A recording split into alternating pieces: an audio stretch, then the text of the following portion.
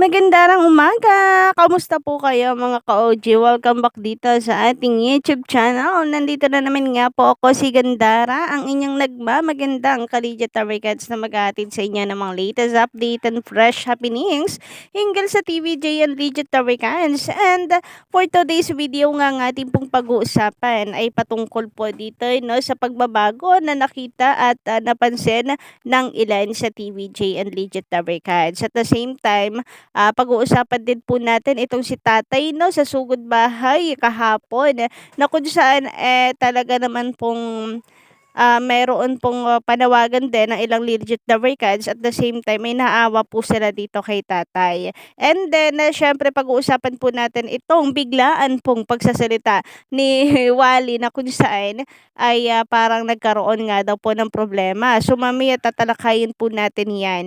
But before that, nais ko po munang i-shout out ang ilan sa mga masusugid po nating taga-subaybay bilang pasasalamat po sa kanilang walang sawang pagsuporta parate dito sa ating YouTube channel. So, unahin na nga po natin sila Sir Dennis Damasino. Magandang umaga po sa inyo, Sir Dennis. Kamusta po ba kayo?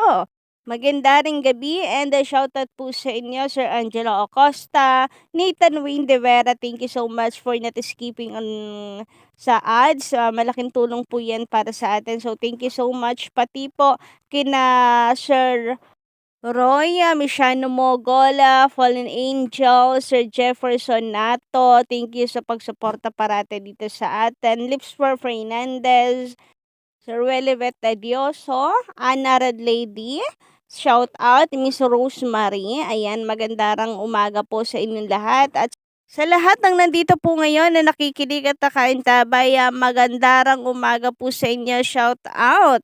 Maraming salamat po sa pakikinig po ninyo at walang sawang pagsuporta. And kung kayo po ay bago lang dito naman sa ating YouTube channel at isa ka sa hindi pa nakaka-subscribe, maaari mong pindutin ang subscribe button and notification bell para maging updated at una kayo sa mga bagong videos na ina-upload po natin araw-araw. Basta may kinalaman po sa TVJ and Legit Daricads, mga suliranin na kanila pong kinakaharap sa pakikipaglaban sa titulong Itbulaga at tungkol po sa mga latest updates and happenings sa tatlong non-team shows na naglalaban-laban ng mga ka-OG.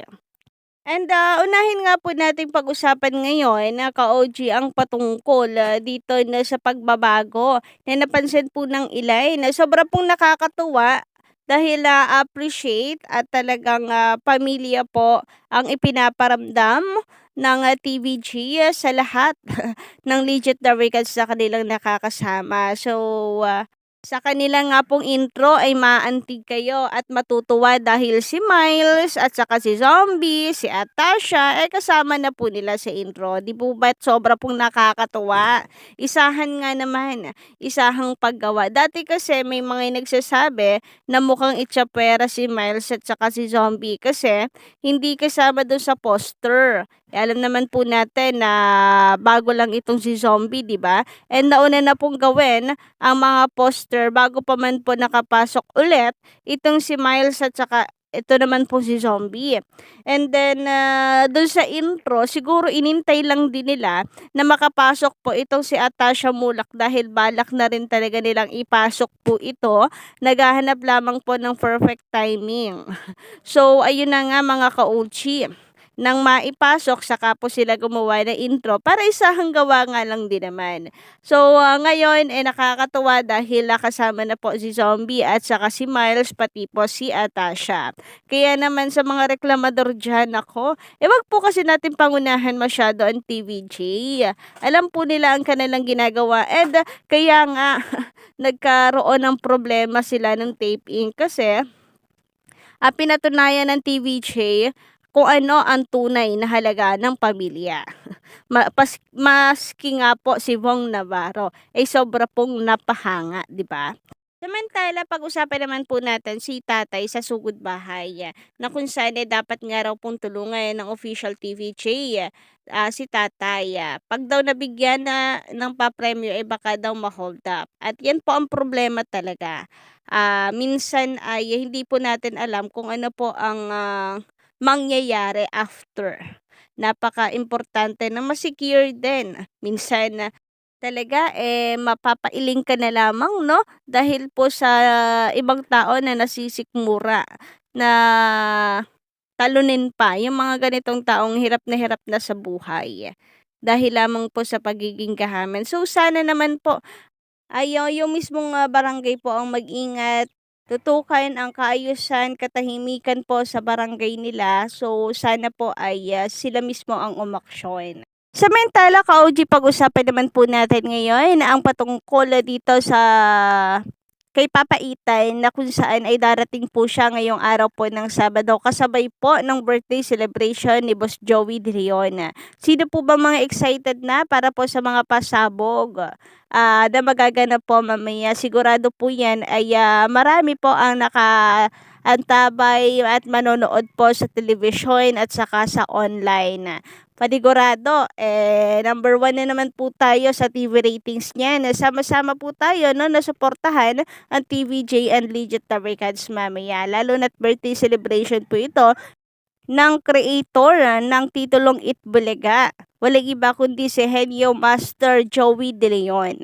And si Panigurado, ka-OG, isa ito sa pinakamasayang selebrasyon ni Henyo Master. Tapos darating pa po si Papa Itan. Kaya naman tumutok po 11:30 pa lamang sa E80 dahil maaga po ngayong araw magsisimula ang E80. So wag po natin palagpasin. And tungkol naman sa kung sino kaya ang gagampan bilang papaitan, nagtatalong ilan na kung si Wally ba or si Alan Kay. Dahil nga si Alan daw po ang mukha, pero nakikita ko daw si Kuya Wally. Ano, magkamukha na po ba yung dalawa?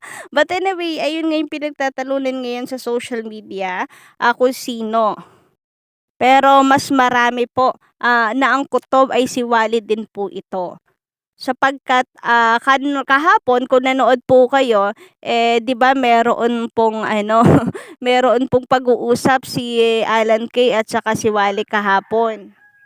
Ay si Lola Belen pala. Kinakausap po ni Alan Kay si Lola Belen kahapon na kung saan sabi nga po ni ni Mama Alan ay dapat na po magkita at magkikita daw po si Lola Belen at saka si Papa Itan.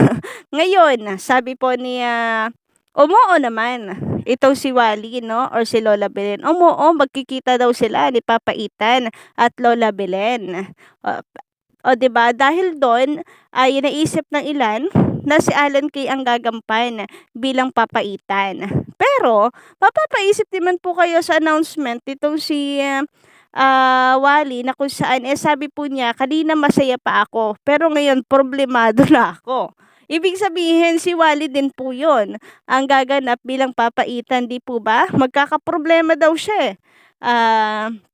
Kanina masaya pero ngayon namomroblema na siya.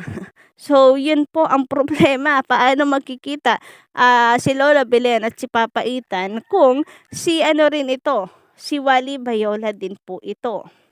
So, sabi nga po dito, mukhang si Wally na din ang gaganap na papaitan. Di kasi kaya ni AK yung boses.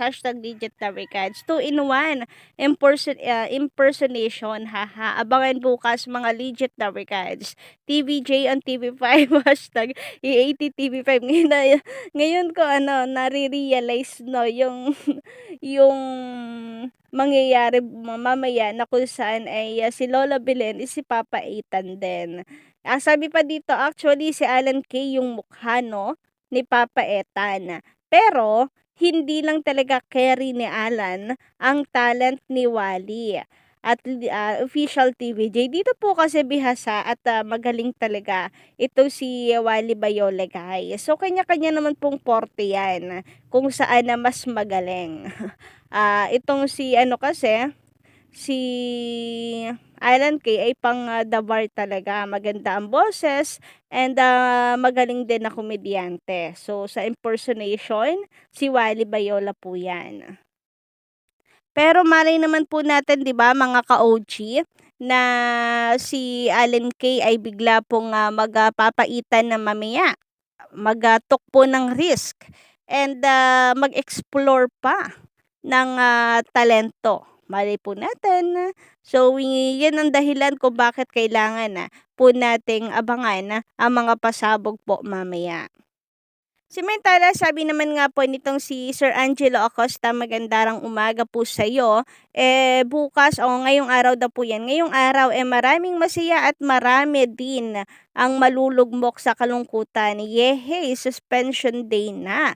Advance happy birthday, Master Henio Joey De Leon. And dito tayo na sa masaya pa, maraming magiging masaya ngayong araw. Dahil talagang mukhang magte-trending po ito.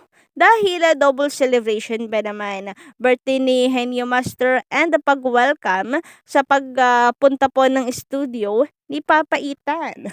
Kayo po ba ka-OG, isa na rin po ba kayo sa mga excited na makita kung sino ang gaganap bilang Papa Itan? And syempre, isa rin po ba kayo sa excited para po sa birthday celebration ni Joey De Leon, ni Henyo Master? Pa-comment lamang po sa baba. Dahil ako talaga super excited na po para makipag Twitter party po talaga mamaya. So, yun lang po yun ang ating update ngayong umaga. Don't forget to click the subscribe button and notification bell for more updates.